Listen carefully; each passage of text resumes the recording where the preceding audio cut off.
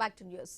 కూటమి ప్రభుత్వం తన కుటుంబంతో పాటు తన ఆస్తులపైన దాడి చేసే ప్రయత్నం చేస్తోందని మాజీ మంత్రి అంబటి రాంబాబు ఫైర్ అయ్యారు.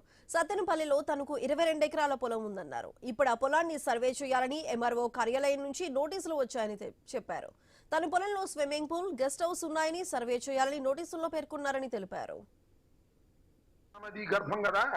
ఆ ప్రవాహానికి అడ్డంగా ఇల్లు కడితే దానిలో ఉన్న అక్కడ స్విమ్మింగ్ పూల్ ఉంది. ఆ మధ్యన వరద వచ్చినప్పుడు అది మునిగిపోయింది.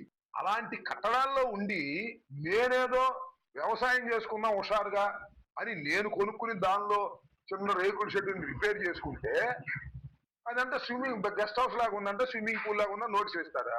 ఏం చేస్తారా? నాకు అర్థం కాలేదు. చంద్రబాబు నాయుడు గారు, లోకేష్ గారు ఏం చేస్తారు? మీరు విజిలెన్స్ అండ్ ఎన్ఫోర్స్మెంట్ డిపార్ట్మెంట్ మీ చేతిలో ఉందని వాళ్ళు మీ మాట అంటారు కానీ నోటీస్ ఇస్తారు. మేము మా చేతిలోకి రాదా విజిలెన్స్ అండ్ ఎన్ఫోర్స్మెంట్ డిపార్ట్మెంట్? ఏంటిది పిచ్చి చేష్టలు చెక్కినట్టు ఉంది చంద్రబాబుకి. ఇది చంద్రబాబుకి శాపం తగిలింది, గుర్తుపెట్టుకోండి. భగవంతుడు క్షమించడు. దుర్మార్గమైన మాటలు మాట్లాడాడు చంద్రబాబు నాయుడు గారు. ఇలాంటి మరణాలు జరుగుతున్నాయంటే కేవలం చంద్రబాబు నాయుడు గారు శ్రీ శ్రీ శ్రీ వెంకటేశ్వర స్వామి ప్రసాదాన్ని రాజకీయంగా వాడుకోవాలని చేసిన ప్రయత్నం వల్లనే ఇలాంటి అరిష్టాలు వస్తున్నాయి. ఇలా మా గెస్ట్ హౌస్లు అంటాడు, మా పొలాలు అంటాడు.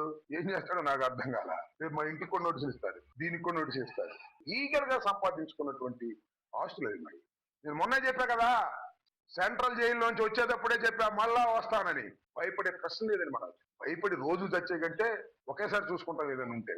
ఇంత దుర్మార్గం అండి, ఇంత అన్యాయం అండి.